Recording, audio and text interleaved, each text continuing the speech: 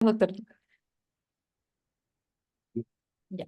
Bueno, entonces ya vamos a partir. Ya el título dice mucho de lo que vamos a hablar. Le paré. Uy, ¿qué pasó? Ahí sí, cambió, ya.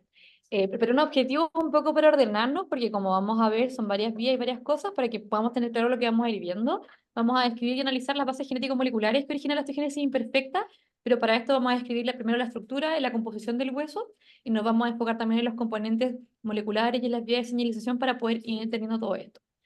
Posteriormente vamos a analizar un poco el proceso de comunicación que ocurre, entre comillas, ¿cierto?, entre los osteocitos y el osteoblastos, y cómo estas interacciones contribuyen a mantener la homeostasis ósea, e identificar las variantes que van a ir afectando los distintos pasos de esta y que van a originar la osteogénesis imperfecta.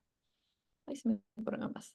Bueno, esta es la hoja de ruta. Vamos a hablar primero un poco del hueso, sus generalidades, composición, tipo, funciones. Posteriormente vamos a ir más hacia adentro, ¿cierto? A ver los tipos celulares, cómo se compone la matriz ósea y cómo todo esto interacciona, para, por último, dar paso a la osteogénesis imperfecta. Entonces, tenemos acá un esquema de un hueso, ¿cierto? Los huesos están cubiertos por una capa externa, ¿cierto?, que se denomina periostio, que está compuesto por capas fibrosas y celulares, y por debajo del periostio se encuentra el endostio, que es una arquitectura compleja que está construida sobre un andamio mineral, que es la matriz ósea. Además existen estos dos tipos de hueso, que es el hueso trabecular y el hueso cortical. El hueso trabecular corresponde aproximadamente al 20% del hueso corporal y se encuentra principalmente en las epífisis de los huesos largos, en cuerpos vertebrales y en huesos planos, ¿ya? Tiene una conformación que es como de panal de abeja, con espacios donde se va ubicando la médula ósea, ¿ya? Y aquí ocurre, por lo tanto, la mayor parte o más de la mitad de la actividad metabólica ósea del hueso. Mientras que el hueso cortical, ¿cierto?, corresponde a aproximadamente el 80% del hueso corporal total y está distribuido principalmente en déficit de huesos largos, en superficies vertebrales, en pelvis, en cráneo, etcétera. Y es un hueso diferente al otro, es más bien compacto y presenta una conformación laminar concéntrica, ¿cierto?, como se ve acá en el dibujo, alrededor de una unidad básica llamada osteona, en la cual tiene un vaso central. Cada hueso del organismo, la verdad es que tiene uno o ambos o o distintos porcentajes de estos dos tipos de huesos. Así que es importante conocerlo. Ahora, respecto a las funciones de los huesos, ¿cierto? Tenemos que no solamente son un soporte mecánico para el cuerpo, sino que tienen otras funciones importantes, como de protección de órganos vitales, como el cerebro, el corazón, los pulmones, etcétera. También sirven como un reservorio mineral y hematopoyético, y algunas funciones nuevas que yo he ido descubriendo a medida que he ido estudiando, que tienen que ver con regulación ácido-base y con regulación de los ejes endocrinos del cuerpo. No solamente el hueso, sino que otros, siendo hoy en día nombraron algunas partes como el órgano endocrino más grande del cuerpo. Acá vemos un dibujo de un osteoblasto, ¿cierto? Los osteoblastos secretan esto que se llama osteocalcina, que es una hormona peptídica, y esta hormona, la osteocalcina descarboxilasa, actúa a través de un receptor que es el GRPC6A, primero en las células beta pancreáticas, provocando liberación de insulina y aumento de la proliferación de las células beta pancreáticas, pero además también actúa a nivel del cerebro, estimulando la producción de algunos neurotransmisores que tienen que ver con procesos como aprendizaje y memoria, aumentando la sensibilidad a insulina a nivel del músculo, mejorando la captación de nutrientes y el rendimiento muscular. También actúa a nivel del tejido graso, aumentando también la sensibilidad a la insulina, aumenta la hiponectina y disminuye la masa grasa. Y además, a nivel testicular, aumenta la testosterona. Así que, como pueden ver, el hueso es súper importante y contribuye en muchas de las funciones importantes de nuestro organismo. Así que es importante conocerlo y entenderlo. La composición ósea yo la separé en estas dos cosas un poco para ordenarnos, ¿cierto? Primero, en los tipos celulares, vamos a ver los osteoclastos y los osteoblastos. Y en la matriz ósea, el colágeno tipo 1, que sabemos que es secretado por los osteoblastos, otras proteínas, bueno, el colágeno tipo 1 es la más frecuente, menos frecuente, ¿cierto? Y la hidroxiapatita. Entonces, este esquema es un poco para que vean que acá hay alrededor de 80 genes que se han descrito que causan enfermedades que están relacionadas con el hueso. Ya no los vamos a ver todos, pero es para que vean un poco la magnitud de cuántos son y cómo estos interaccionan entre ellos. Ya no es que esté un gen aislado provocando algo, sino que las interacciones también afectan. En el grupo verde de acá abajo, por ejemplo, vemos las proteínas que están involucradas en la síntesis de hormona paratiroidea, de la señalización, secreción y acción de NF-kappa beta, que vamos a ver más adelante, en respuestas también a la vitamina D, efecto de la osificación, la mineralización ósea, etcétera. En el grupo rojo se incluyen genes que están involucrados con procesos de biosíntesis más que nada de glicosaminoglicano, y están afectados en enfermedades como el Ehlers-Danlos, el síndrome de córnea frágil, etcétera. Y por último, en el grupo azul, que es el que se ve como al medio y más grande, ¿cierto? Son enfermedades relacionadas con diferentes tipos en realidad, desde les darlos, disgenesia imperfecta, hay algunos genes para exostosis múltiple hereditaria, osteocondrodisplasia, etc. Entonces, vamos a partir primero con los tipos celulares, ¿cierto? Partiendo por los osteoclastos, que están por esta parte de acá abajo. Estas células son unas células multinucleadas gigantes, como pueden ver en la foto, ¿ya? Y son derivadas del linaje fagocítico mononuclear de la hematopoiesis, ¿ya? Lo que hacen es que se adhieren a la superficie ósea y crean una zona aislada del extracelular que se denomina laguna de Hauship, que es lo que se intenta dibujar aquí, ¿ya? Y dentro de la cual se remueven los componentes minerales y proteicos por secreción de radicales libres, colagenasa y otras enzimas, ¿ya? Que van degradando la matriz, el hueso, ¿cierto? Por otro lado, tenemos los osteoblastos. Los osteoblastos derivan de las células troncales del mesénquima de la médula ósea, que no solamente producen osteoblastos, sino que también producen otras células como endoteliales, condrocitos, adipocitos, odontoblastos, neuronas, etcétera, ¿ya? Y además, estos osteoblastos son súper importantes porque median distintos procesos que controlan el proceso de mineralización ósea, ¿ya? Estos además se incorporan en la matriz como osteocitos, ¿ya? O sea, de ahí derivan los osteocitos, al terminar la síntesis de osteoide, ¿ya? Y pueden ir hacia otras vías para formar células del endosteo o pueden ir directamente hacia apoptosis. Los osteocitos además son células bien importantes. Antiguamente se les veía como, si bien el componente prioritario celular del hueso, como que no se le encontraba mucha función, ¿ya? Pero hoy hemos visto que no solo es muy frecuente, más de 10 veces frecuente que los osteoblastos, sino que tienen funciones importantes para la mecanosensibilidad, la mecanotransducción y se encargan de controlar el remodelamiento óseo a partir de varias vías metabólicas que vamos a ver más adelante. Los osteocitos además tienen unos largos procesos que son similares a unas dendritas, ¿cierto? Con los que se comunican con otros osteocitos, con otros osteoblastos, por medio de canalículos en la matriz mineral ósea, con lo cual van favoreciendo el intercambio de electrolitos y de otras moléculas. De esa manera no solo se comunican con otras células, sino que con ellos mismos. ¿Ya? Entonces aquí partimos un poco con las vías, ¿ya? El remodelamiento óseo, la verdad es que es un proceso bastante dinámico y está caracterizado por fases coordinadas y secuenciales, ¿cierto? De resorción osteoclástica y formación osteoblástica, ya que está inducida y modulada por diferentes factores mecánicos, hormonales, etcétera, ¿ya? Los osteocitos y los osteocitos y los osteoblastos, ¿de dónde derivan? Secretan algo que se llama RANK-L, ya que son estas pelotitas rojas. Estas se unen al receptor RANK-K, que está en los osteoclastos, ¿cierto?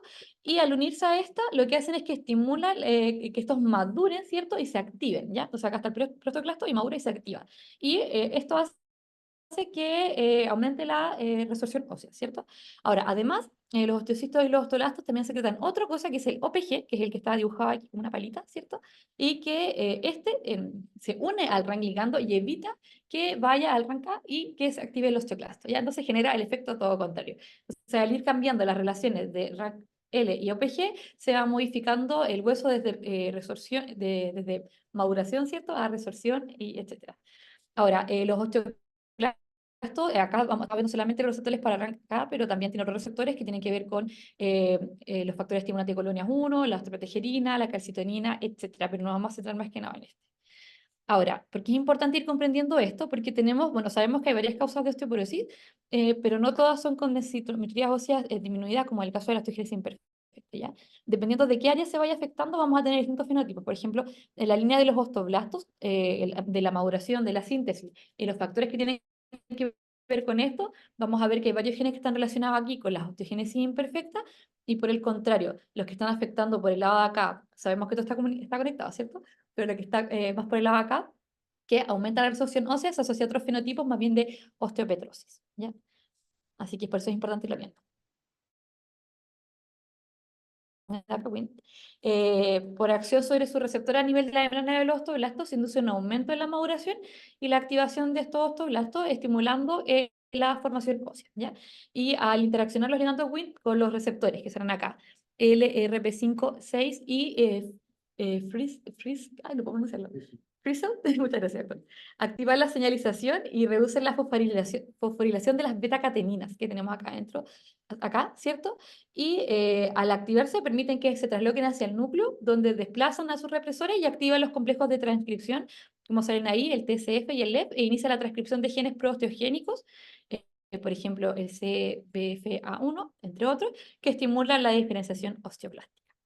Ahora bien, tenemos la esclerostina, que les suena de cosas que hemos mencionado previamente, ¿cierto? Que es un factor regulador que es secretado también por los osteocitos, ¿ya? Inhibe potentemente la vía Wnt y produce una disminución en la formación ósea. La inhibición de esta señalización por la esclerostina está mediada por el receptor LRP4, ya que está acá. Entonces, LRP4 lo que hace es que secuestra esta proteína y facilita su interacción con el LRP5 y 6 y impide la activación de este mismo por la vía Wnt, ¿cierto? Y se inhibe toda su señalización. La beta-catequina entonces no se fosforila y se degrada por el proteasoma mediante mecanismos de ubiquitinización. Ya. Ahora, todo esto que yo les mencioné, es un poco para ir cerrando acá, tiene que ver con lo que les explicaba un poco antes, que tiene que ver con las funciones o algunas de las funciones endocrinas del hueso, ¿ya? Que está ahí más esclerotina y como vemos cómo funciona toda la vía de señalización, es como va activando o desactivando algunas vías endocrinas en otros sistemas del cuerpo que no nos vamos a detener a verlos mucho. Entonces, eso de los tipos celulares, ahora desde la matriz ósea nos vamos a enfocar principalmente en el colágeno tipo 1. Acá tenemos una foto de microscopía electrónica donde se observa un centro de matriz ósea con fibras de colágeno, que son estas alargadas, ¿cierto? Que están en forma vertical y también se observan núcleos de osteocitos que están más chiquitos por aquí. Ahora, nos vamos a centrar en el colágeno. El colágeno es importante, no solo el tipo 1, sino que todos los colágenos representan aproximadamente 3/4 del peso corporal seco, o sea, son un componente importante de nuestro cuerpo. Al día de hoy se han descrito más de 28 tipos, siendo los más frecuentes del 1 al 5, ¿ya? El colágeno tipo 1 en particular es el más abundante, no solo en huesos, sino que lo podemos encontrar en otros tejidos como piel, cerebro, dentina, córnea, es cierto, ligamentos, tendones, etcétera. El colágeno es codificado por varias cosas en realidad, pero principalmente por los genes COL1A1 y COL1A2. Ya cada uno de estos van a codificar para una de las cadenas de colágeno, tipo 1, ¿ya? Ahora, este es un dibujo y una estructura que nos sirve para representar varios tipos de colágeno, no solo ese, ¿ya? Los colágenos son estructuras terciarias, ¿cierto? Son polipéptidos que se conforman, o sea, son macromoléculas que se conforman por 3 polipéptidos y cada uno de estos se denomina cadena alfa. En el caso del colágeno tipo 1, tiene dos cadenas alfa 1 y una cadena alfa 2, ¿ya? Dependiendo de cómo se conformen, pueden ser homodímeros, como el colágeno tipo 2, o heterodímeros, como el colágeno tipo 1, ¿ya? Esta es la estructura secundaria, ¿cierto? Que les estamos mencionando recién de cada una de las cadenas alfa que luego se van trenzando. Ahora, respecto a la estructura primaria de estas cadenas alfa, los aminoácidos más frecuentes son esta combinación de glicina, prolina y un aminoácido X, o glicina, aminoácido X, hidroxiprolina. Ya es lo que más vemos, y esto va juntándose estos grupos aminoácidos para ir formando el colágeno. Ahora, en el caso del colágeno tipo 1, en la secuencia frecuente sería glicina, hidroxiprolina, prolina. Y ustedes se pueden preguntar por qué es importante que yo esté explicando qué aminoácidos lo componen. En particular, si ustedes ven los dibujos, quizás no están claros, acá tenemos la glicina, es el aminoácido más pequeñito que tiene nuestro organismo, ¿ya?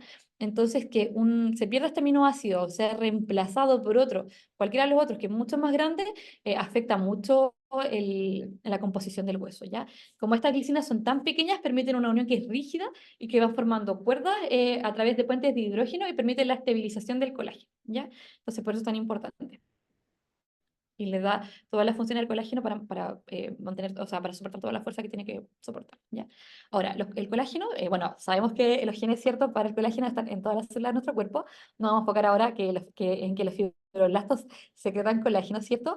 Eh, Ahora, estos genes, uno a uno, vamos a ir ahora como directo a las células, ¿cierto? Vamos a ver que tenemos este gen, por ejemplo, el COL1A1, ¿cierto? Que se transcribe a la ARN mensajero y este produce una proteína que se va a llamar pre-pro cadena alfa, ¿ya? Este preprocadena alfa tiene un péptido señal. Este péptido señal es súper importante porque va a provocar, o sea, va a permitir que este péptido, ¿cierto?, que recién sintetizado, pueda irse hacia el retículo endoplasmático rugoso, ¿ya? En el retículo endoplasmático rugoso se van a producir 3 modificaciones posttraduccionales que son muy importantes para las funciones que tiene más adelante el colágeno. La primera es que se va a eliminar el péptido señal, ¿cierto? Y vamos a tener nuestro cadena alfa, ¿ya? Luego hay una hidroxilación de los residuos de prolina y lisina, que consiste en que la procadena alfa se van agregando grupos OAT, ¿cierto? Esto por las enzimas prolil hidroxilasa y la enzima lisil hidroxilasa como respectivamente. Además, vemos que acá es importante que requieren algunos cofactores como vitamina C y hierro. Y por esto podemos ver que, si bien no es el tema de esta presentación, hay algunas otras enfermedades que pueden, entre comillas, simular alguna de las que conocemos por déficit de estos cofactores. El tercer paso consiste en la glucosilación, donde se agrega glucosa o galactosa en la procadena alfa en los lugares que estaban previamente hidroxilados. Por eso van viendo que cada uno de los pasos que va teniendo esto es importante para poder ir al siguiente. Entonces, cuando se termina de sintetizar estas cadenas alfa y se sintetizan tres, ¿cierto? Estas se encuentran y van a formar el procolágeno, ¿ya? Que es esta estructura trimérica que habíamos visto previamente. Este ensamble es posible por estas modificaciones posttraduccionales, ya por eso son tan importantes. El procolágeno se va empaquetando en vesículas, ay, no se cambió nada, sí, se va empaquetando en vesículas en el aparato de Golgi, ¿cierto? Para ser secretadas al extracelular. Una vez en el extracelular, ¿cierto? Tenemos otras enzimas que lo que hacen es que van a cortar los extremos sobresalientes de este péptido, ¿cierto? Y van a formarse en algo que se llama tropocolágeno, ¿ya? Los tropocolágenos se unen mediante la ayuda de glicilhidroxilasa en el enlaces covalentes. Ay, no, me salté una diapositiva. Ahí sí. Se van uniendo por enlaces covalentes, ¿cierto? Que se llaman de disulfuros y van formando estas fibrillas de colágeno. Estas fibrillas de colágeno después se unen entre ellas, ¿cierto? Y van formando estas fibras de colágeno. Entonces, como ustedes están viendo, cada uno de los pasos que vimos hasta el momento ahora es importante para que se forme correctamente el colágeno, pueda tener una estructura adecuada y pueda más adelante cumplir todas sus funciones. Entonces, ya entendiendo cómo funciona todo esto normalmente, podemos hablar un poco de la patología y poder ir entendiendo cómo ocurrió. ¿Ya? La osteogénesis imperfecta, como probablemente muchos de ustedes saben, no es una enfermedad en sí, sino que es un grupo de trastornos generalizados del tejido conectivo. Son hereditarios y son fenotípicas y genotípicamente muy heterogéneos, ¿ya? Afectan principalmente el equilibrio óseo-metabólico, pero vamos a ver más adelante que a la medida que se han ido descubriendo nuevos genes, hemos visto que no solamente tiene que ver con este tejido conectivo, sino que se pueden afectar algunos de los tipos celulares y otras vías, ¿ya? Está caracterizada clínicamente por baja densidad ósea y fragilidad, lo que va a generar que hay una susceptibilidad a fracturas, compresiones vertebrales, deformaciones, deficiencia de crecimiento, ¿cierto? Etcétera. Respecto a la prevalencia, se estima que es de 0,3 a 0,7 por cada 10.000 recién nacidos vivos, pero la verdad es que esto está solamente considerando las osteogénesis imperfectas que son evidentes al momento del nacimiento. Entonces, las que son, por ejemplo, tipo 1, que no son tan evidentes, la verdad es que no están contabilizadas aquí. Entonces, un poco de historia para acordarnos, porque es muy entretenido, ¿cierto? Los primeros vestigios que tenemos de osteogénesis imperfecta datan del 1000 antes de Cristo, porque se identificaron algunos restos momificados de algún niño, que es el que tenemos acá, ya que eso está en un museo ahora.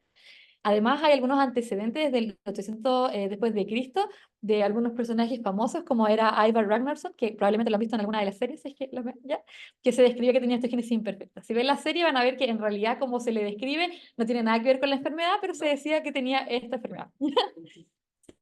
Sí, pero es. 1751 fueron las primeras descripciones de osteogénesis imperfecta. Este es el paper, si quisieran verlo, ya tampoco es actualizado. Y en 1788, el cirujano sueco Olaus Jacob Ekman, en su tesis doctoral, describió una familia donde existían 3 generaciones sucesivas de casos de fragilidad ósea, ¿ya? Desde entonces, la verdad es que se han descrito de muchas maneras osteogénesis imperfecta, llegó a tener más de 40 epónimos distintos y hoy en día se unificó con este nombre, ¿ya?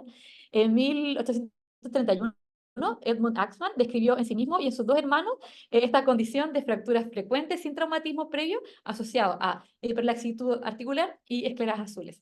En 1833, Jean Jobstein, que era un ginecólogo y patólogo de la Universidad de Estamburgo, en el volumen 2 de su obra, eh, de su tesis, ¿cierto?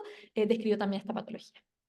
En 1849 ya está William Brolly, ya que fue un profesor irlandés que trabajaba en Ámsterdam y fue el primero en introducir el término latino de osteogénesis imperfecta, desde el momento al cual nosotros nos referimos de esta manera a la enfermedad. Y como pueden ver, voy poniendo como varios nombres porque en realidad se la describe de varias maneras. Recién hasta 1900 fueron las primeras clasificaciones que fue propuesta inicialmente por Lusser, luego se intentaron clasificar, ¿cierto?, en congénita y tardía. Estas clasificaciones ya están en desuso, y recién en 1974 se descubrió que estas anomalías tenían que ver con alguna alteración en el colágeno a nivel óseo. Hasta que llegamos en 1979 hasta la clasificación de Science, ¿cierto? Que se mostró en el trabajo de Heterogeneity of Osteogenesis Imperfecta, ¿ya? Que es esta que tenemos acá, para que vean un poco los dibujos. Igual lo vamos a profundizar un poco más. Y luego, recién en 1983 se describieron las primeras alteraciones genéticas que causan osteogénesis imperfecta y desde ahí se fueron identificando otras causas autosómicas recesivas y de otros tipos. Hoy en día sabemos que se han identificado más de 20 genes que están relacionados, o que se ha demostrado que están relacionados, o que podrían estar relacionados con la patología. Entonces, a nivel fenotípico tenemos esta clasificación que es la de Silence. Inicialmente tenía estos cuatro subtipos que se denominaban tipo 1, tipo 2, tipo 3 y tipo 4, ¿ya? La verdad es que ahora se prefiere llamarlos de otra manera, como osteogénesis clásica no deformante con escleras azules, osteogénesis imperfecta letal perinatal, la deformante progresiva, la con fenotipo variable y la y con escleras azules variables, ¿cierto? Ahora, hay un quinto tipo que igual se ha agregado en los últimos años, que tiene que ver con membranas qué mal escrito, interosas y callos óseos hipertróficos, ya que se le denomina tipo 5. Respecto a cómo son clínicamente, la verdad es que pueden irlo leyendo acá, ¿cierto? Los distintos tipos tienen distintas severidades. Por ejemplo, la tipo 1, que es la más frecuente, puede tener de pocas fracturas a muchas, ¿ya? Pero es raro que hagan deformidad y habitualmente no se afecta la talla, no produce discapacidad intelectual, pero sí puede tener escleras azules y en un porcentaje importante hipoacusia. Versus la tipo 2 que es la verdad prenatal, donde tenemos fracturas en etapa prenatal incluso, hay pacientes que fallecen en esa etapa o que nacen y fallecen rápidamente, es raro que pase en la infancia, ¿ya? Y bueno, y la 3 y 4 la 3 es como el fenotipo más severo que podemos ver en el paciente hoy en día, porque la 2, o sea, como sacando la 2, ¿cierto? Que es más letal, ¿cierto? Y la 4 es más bien variable. Entonces, para ver un poco de las características clínicas de los pacientes, acá tenemos un niño en las distintas etapas de su vida, aquí tenía menos de 2 años, aquí 3 y aquí 5. Podemos ver algunas de las características más se describen como la macrocefalia relativa, con esta frente prominente y un aspecto triangular del rostro. Acá no se ve, pero este niño también se describía que tenía platisbasia, que es aplanamiento de la base del cráneo y que puede tener una de las complicaciones más frecuentes, que es la imaginación basilar, ¿ya? Además, bueno, la esclera azul eclesial no se le ve mucho, pero acá tengo otras fotos para que puedan verla, es súper variable, ya estas son más exageradas para que quede más claro. Además, se describen otras cosas que en realidad no son tan frecuentes, como orejas de implantación baja, proptosis y mala oclusión dental. En algunas partes incluso se les describe un fenotipo como progeroide. Respecto a los dientes, se genera una alteración en la formación de la dentina y vemos esta dentina que es como opalescente, ¿ya? Que es como amarilla, gris, un poco azulada. Pueden producir atricción y aplanamiento y desprendimiento del esmalte dental, hay susceptibilidad a caries y hay fracturas radiculares, ¿ya? Entre otros. Y esto es para que vean un poco más macro, ¿cierto? Acá hay casos un poco más severos donde podemos ver algunas deformidades óseas importantes, ¿cierto? A nivel, si bien se describen principalmente en extremidades y extremidades inferiores, la verdad es que como pueden ver acá, se puede producir en cualquier parte del cuerpo, ¿ya? Hasta fenotipos que son más bien severos como la de esta paciente, que tiene el fenotipo característico facial, que además tiene múltiples fracturas, que tuvo afectación de la talla y múltiples deformaciones óseas, al punto que pierde la habilidad de caminar. Respecto al fenotipo radiológico, la verdad es que podemos ver varias cosas. Ante la sospecha, a estos pacientes idealmente se les debería estudiar inicialmente con una radiografía de esqueleto completo. Esta no es una radiografía de esqueleto completo, por si acaso, eso describe incluiría una radiografía de cráneo AP lateral Towner, una de columna total AP lateral, y de extremidades AP en manos y también AP, ¿ya? Y pie con cargas, ¿ya? Una de las cosas que vemos o que probablemente más han visto es que se pueden producir estos múltiples huesos bormianos, ¿cierto? Que se ven en las radiografías de cráneo. En la osteogénesis imperfecta, ¿cierto? Esperamos ver al menos 10 o más de 10, ¿ya? Y dan esta apariencia como de mosaico del cráneo o como de pavimento, ¿ya?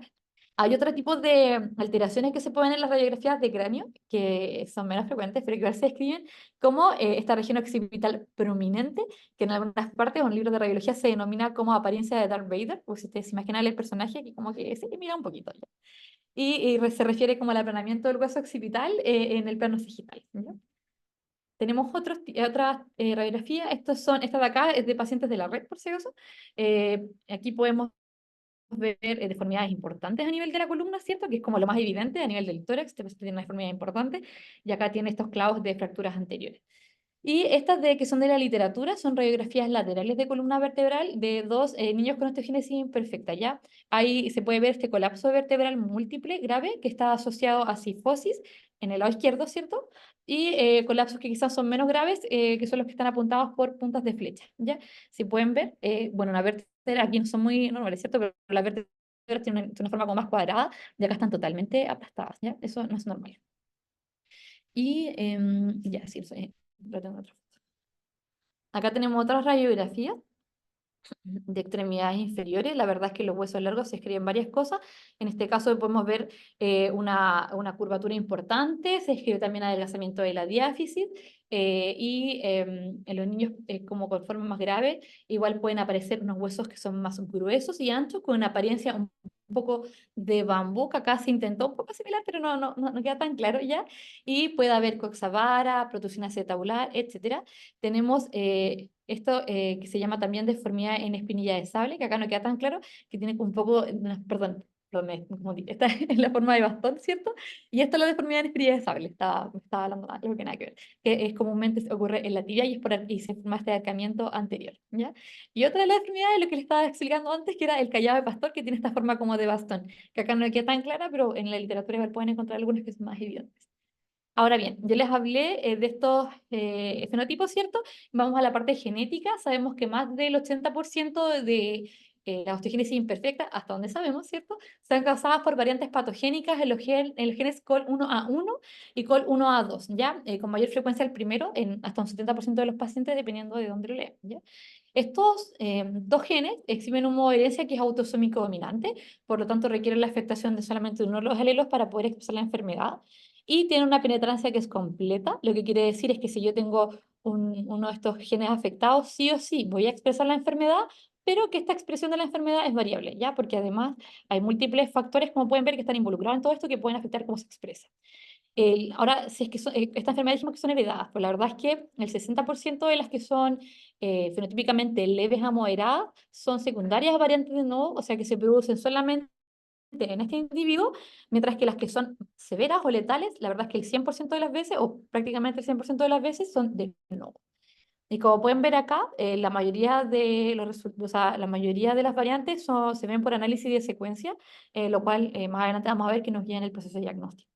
Ahora, si bien tenemos estos dos genes que son los más frecuentes y que probablemente son los que todos han escuchado, hemos visto que inicialmente se decía un 5%, pero hoy en día ya se ve que hasta un 10% de las osteogénesis imperfectas son causadas por todos estos otros genes. Y pueden ver que son varios, que además tienen distintos tipos de herencia, autosómica dominante, recesiva, e incluso hay una acá ligada al X, ¿cierto?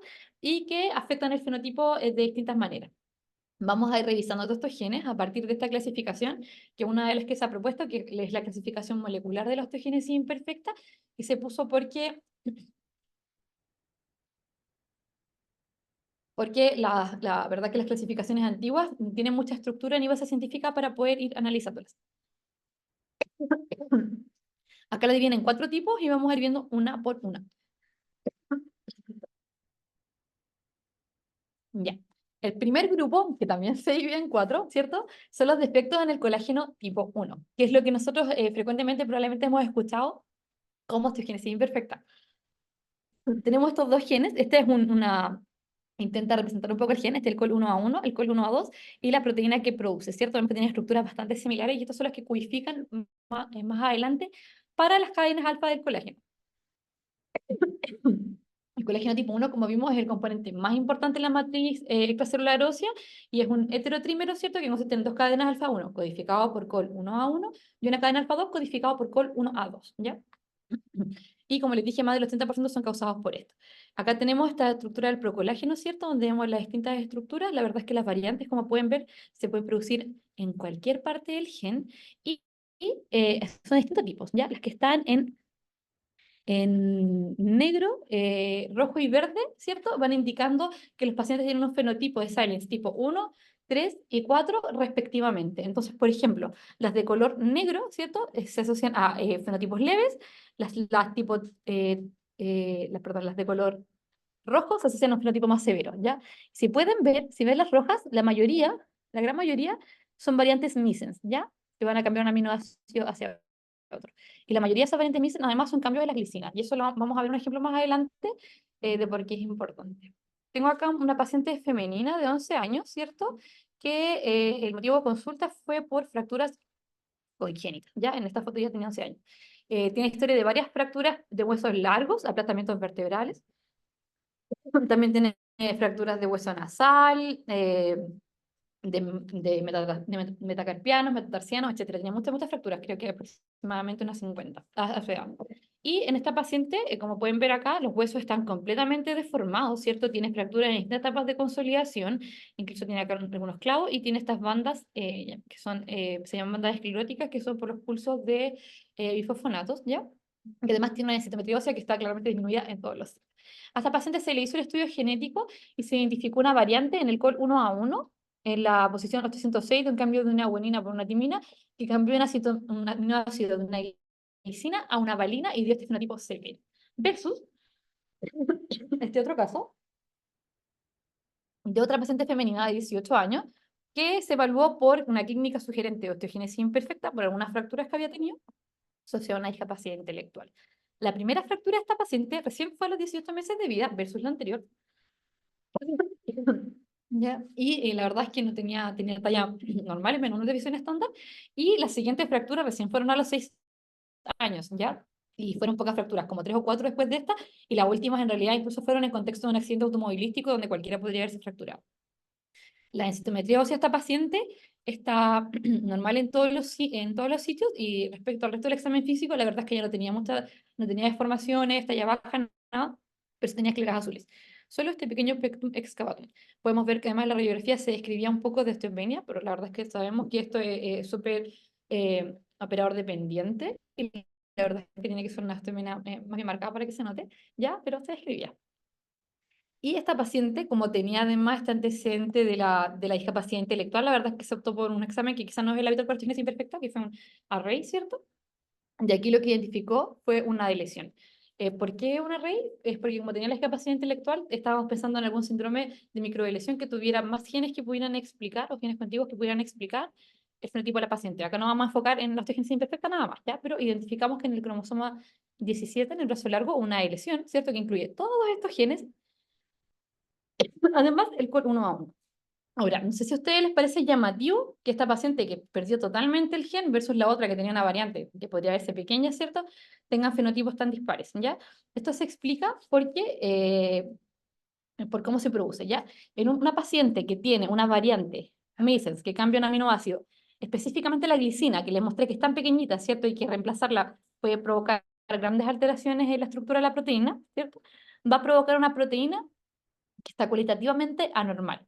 Porque igual se va a producir, no es que no se deje producir, sino que se va a producir esta proteína que está normal. Como esta,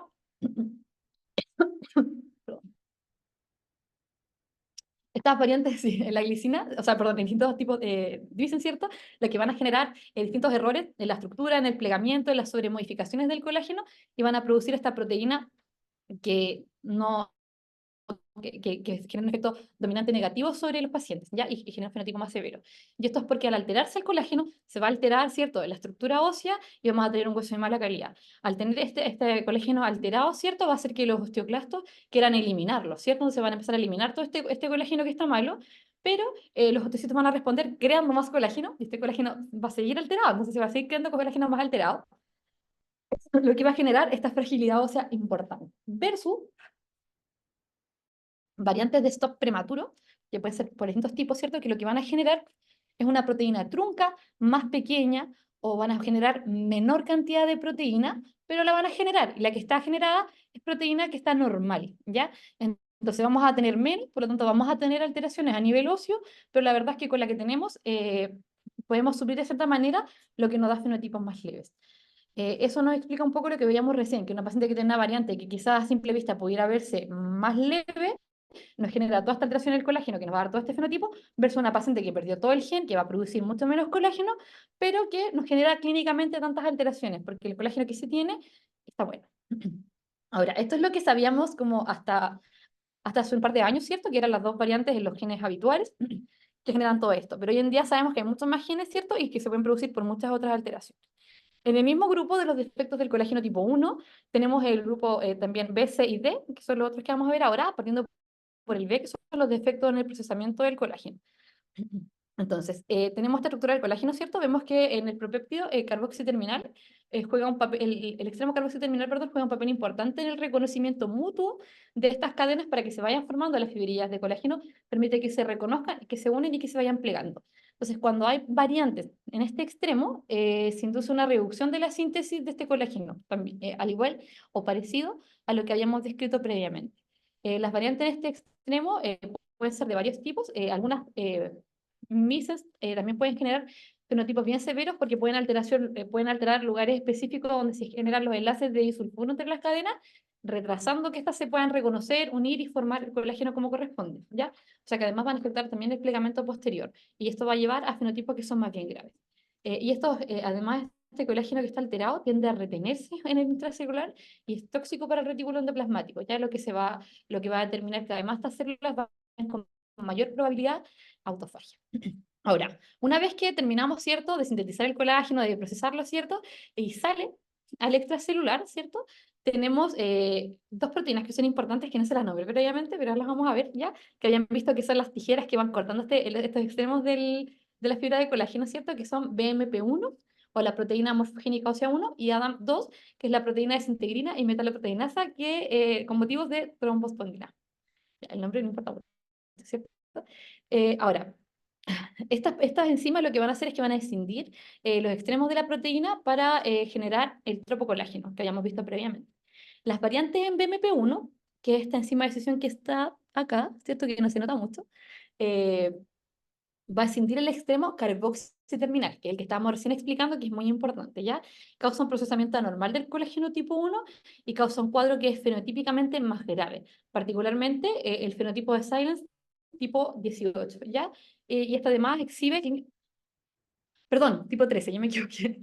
Eh, Exhibe un fenotipo que es más bien severo, ¿cierto? Con aumento de la mineralización ósea, ¿ya? Vamos a ir viendo que muchos de estos de variantes o de estos subtipos, ¿cierto? Tienen algunos fenotipos especiales que igual es importante conocer. Ahora, ¿qué pasa con ADAM2? La verdad es que esta está en realidad relacionada... ¡Uy! Me movió. Está en realidad relacionada con les darlos con ese nombre de darlos, ¿ya? Pero no con osteogénesis imperfecta, así que, o por ahora no con osteogénesis imperfecta, así que vamos a saltárnoslos por el momento. Ahora, si seguimos luego con las modificaciones post-traduccionales defectuosas, ¿cierto?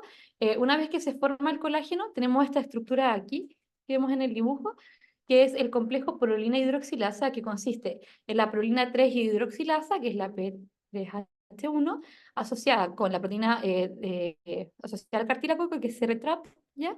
Y con este CYP-B, que es la ciclofilina B. Esto desempeña un papel importante en las modificaciones de la cadena del colágeno. La prolina hidroxilasa, como vimos previamente, que es codificada por el gen LEPR1, es crítica para la hidroxilación de prolina en la posición 986, que es la que está indicada en la imagen, ¿cierto?, de las cadenas alfa-1. Variantes en este gen son causas raras de osteogénesis imperfecta, pero ya están descritos y ya están tipificadas y están agregadas dentro de los fenotipos, en este caso en particular en el tipo 8. Variantes en CRTAP también llevan retraso en el plegamiento de las cadenas de colágeno al alterar las modificaciones post-traduccionales, ¿cierto? Y en consecuencia, la hidroxilación excesiva de residuos de lisina y con las consiguientes modificaciones excesivas de la glicosilación. Ahora, alteraciones en cualquiera de estas dos proteínas que les nombré recién, la verdad es que son en general asociadas a fenotipos más bien severos, porque además son interdependientes, o sea que si altero una de estas dos proteínas, se afecta al complejo, o la interacción entre estas dos, por lo que dan fenotipos que son similares entre ellos y que se pueden confundir, ¿cierto? Ahora, y la otra proteína que está acá, que es la CYP-B, es codificada por el gen PP1B, es muy rara, ¿ya? Tiene, la verdad es que poco efecto sobre las otras dos proteínas y afecta principalmente el plegamiento de las cadenas de colágeno. La verdad es que a pesar de ser parte del mismo complejo, no queda muy claro por qué al afectar esta no se afectan mucho las otras dos versus lo que les mencionaba previamente, que se afectan una y las otras dos se afectan entre ellas. Otra cosa que tenemos que tener en cuenta son los canales triméricos de catión intracelular B o TRIC-B. Aquí te voy a poner otra imagen para poder explicarlo porque no se nota mucho. Pero acá, ya, entonces acá en el retículo endoplasmático estamos ampliando, ¿cierto? Y tenemos aquí esta célula. Estas cositas rositas que están acá son TRIC. En este caso es A, pero nosotros vamos a ver el B, más que nada para que entiendan cómo funciona. Este canal es codificado por el gen TMEM38, que está ampliamente distribuido por el retículo endoplásmico y regula el flujo transmembrana de los iones de potasio y también los de calcio, ¿ya? Trabajan en conjunto con con el receptor, perdón, con el canal IP3R, que también está en la membrana, y controla la electroneutralidad del reticulum endoplasmático, así que es súper importante para la función de este. Los iones de calcio además son cofactores importantes para múltiples enzimas que están involucradas en el plegamiento del colágeno tipo 1, y la deficiencia en estos canales o la alteración en estos canales va a afectar, por lo tanto, por estos dos puntos, ¿ya? Entonces, las modificaciones y en el plegado normal del colágeno, pero también la electroneutralidad del reticulum endoplasmático, que va a llevar a otras modificaciones. La verdad es que variantes en este son fenotípicamente bien variables. No podría decirles que es más severo o más leve como en los otros. Se describen de todo tipo de fenotipos, en la mayoría de los casos, más bien moderados. Y además, estos pacientes reportan con mayor probabilidad inversión de cadera, fracturas y curvaturas de hueso largo versus otros. ¿Ya? Estas son las relacionadas con el tipo 1C. Con el tipo 1, o sea, sí, con el grupo 1D, que tenemos los defectos del pregrado y del cross-linking del colágeno tipo 1, tenemos varias otras cositas. Primero, enfocándonos acá en HP747 o Head Shock Protein 47, que está codificado por el gen SERPIN-H1, se une a la estructura de triple S ya como una proteína chaperón y mantiene la estabilidad, previniendo la formación prematura de las fibrillas de colágeno, o sea que ocurran cuando debe ocurrir, y además ayuda con el transporte de colágeno del retículo endoplasmático hacia el aparato de Golgi para que luego se vaya empaquetado hacia el extracelular. HSP47 llega al Golgi y aquí necesita disociarse del colágeno tipo 1 para poder volver al retículo endoplasmático, ¿ya? Entonces, este proceso, que se puede ver afectado a este nivel, también va a requerir esta otra acá que tenía apuntada, que es el complejo KD. Eh, el HSP47 tiene esta secuencia cadel, ¿cierto? Que es reconocida por este receptor CADEL, ¿ya? En el retículo endoplasmático. Las mutaciones, o las variantes, perdón, en este receptor impiden que esta proteína pueda regresar luego al retículo endoplasmático y va a reducir su biopermeabilidad, ¿ya? Entonces va a permanecer además unida al colágeno y va a interrumpir la formación de fibrillas. Ahora, variantes en el gen CADEL o del receptor CADEL, más bien, ¿cierto? La verdad es que no están incluidas o no han sido tipificadas todavía dentro de la clasificación de la osteogénesis imperfecta, pero es un candidato que se ha estado conversando o que potencialmente pudiera aparecer más adelante, y como pueden ver, además, es súper importante para que se pueda cumplir todos estos procesos que requiere el colágeno. La triple hélice que está luego formada, desplegada, ¿cierto?, de los procolágenos, depende de FKBP65, ¿ya? Que es el gen que codifica para esta acá, ¿ya? Ahora, para mantenerla, es importante entonces para mantener la estabilidad estructural de todo este colágeno, ¿ya? El hidroxilasa 2 o LH2, que es la que está acá al lado, está codificada por otro gen, que es el PLOT2, ¿cierto? Y causa que la hidroxilación de la lisina, que genera la hidroxilación de la lisina en los telopéptidos, esto es necesario para que se interconecten las moléculas de colágeno, como pueden ver, después de que se formaron las fibrillas, para que se forme la fibra. Entonces, la evidencia apoya una posible interacción entre este FKBP10 y LH2, y los pacientes que ven reducido el FKBP10, ¿cierto? Han reducido la hidroxilación de lisina, ¿ya? Por lo tanto, afectación en cualquiera de estos dos también genera que se altere como ambos procesos, ¿ya? La verdad es que no podría explicarles cómo se afectan cada uno porque no está descrito, aún no se sabe, pero ocurre, ¿ya? Y además el H2, cuando tiene, porque esto, no se lo mencioné, perdón, pero esto está relacionado en el H2 con variantes puntuales, cuando son variantes tipos de lesión, en el H2 genera otro fenotipo completamente distinto, que es el de Brooks syndrome. Ahora, saliendo del grupo 1, que en realidad era el más complejo y el más difícil de ver porque involucra muchas enzimas que tienen que ver con hidroxilaciones, plegamentos, ¿cierto? Y que es un poco mareado, pasamos al segundo grupo, que es el de trastornos de la mineralización ósea, ¿ya? Estos son muchos de los que se han descrito en el último tiempo y que se ha visto cómo la osteogénesis imperfecta no solamente o no solamente se produce por alteraciones del colágeno. Ya, entonces, estos trastornos de la mineralización genética, tenemos algunas variantes que producen osteogénesis imperfecta por afectar directamente el colágeno, por no afectar directamente colágeno, sino también por afectar la mineralización ósea. Variantes autosómicas recesivas en el gen SERPIN-NF1, que codifica para PEDF, que es el factor derivado del epitelio pigmentario, es un factor angiogénico que estimula la expresión de osteoprotegerina, OPG, que la habíamos visto previamente, ¿cierto? Que inhibe la maduración del osteoclasto al interaccionar con RANK ligando. Entonces, y evita que el RANK ligando sí se una a RANK y que se estimule la resorción ósea. Entonces, genera una osteodistrofia que clínicamente es grave. Ahora, variantes en heterocigosis, acá, por el lado de acá, en el gen IFITM, que codifica para la proteína BRIL, tiene esta proteína es importante para la mineralización ósea. Casi todos los pacientes tienen una variante que es esta, que es la C, que es una variante intrónica, ¿cierto? La región no codificante, que adiciona 5 aminoácidos en el extremo amino terminal de la proteína. Esta variante parece tener un efecto que es más bien de ganancia de función, lo que conduce a que hay un aumento de la expresión de SERPIN NF1 y por lo tanto que aumente la secreción de PDF, ¿ya? Entonces va a alterar toda esta vía porque se va a sobreactivar, ¿cierto? Que era lo que les estaba haciendo recientemente. Estos pacientes exhiben un aumento en el crecimiento osteoide, en la corteza y en la clasificación de las membranas interóseas, en particular del antebrazo. Y además pueden afectar otras cosas como producir dislocación radial de la cabeza radial, ¿cierto? Como hallazgo común. Y tenemos esta otra variante que también se ha descrito de manera frecuente, pero menos que la anterior, y que reduce la expresión de BRIL1 y que causa una displasia ósea grave. ¿Ya? Ambos en realidad están relacionados, o sea, que está relacionado con un fenotipo totalmente distinto al anterior. O sea, que no solo importa el gen que está afectado, sino cómo se produjo la variante. Al igual que algunos ejemplos que hayamos visto previamente. El tercer grupo es el de trastorno de la diferenciación y la función osteoclástica, un gen que juega un papel aquí importante a nivel de los osteoblastos, el CREF3L1, ¿cierto? Que codifica para OASIS, que está aquí, ¿cierto? Y que está por acá. ¿Ya? Eh, Esta también es causada por variantes que son autosómicas recesivas y se relaciona con el fenotipo 16. Se han visto que variantes en CREP B3L1 se han identificado solo en 5 pacientes hasta el momento y han en general dado lugar a un fenotipo más bien leve. Ahora, en presencia del retículo, del retículo endoplasmático, OASIS, se trasloca hacia el Golgi y se desciende por un sistema de proteólisis intramembrana que es regulada por RIP, ¿ya?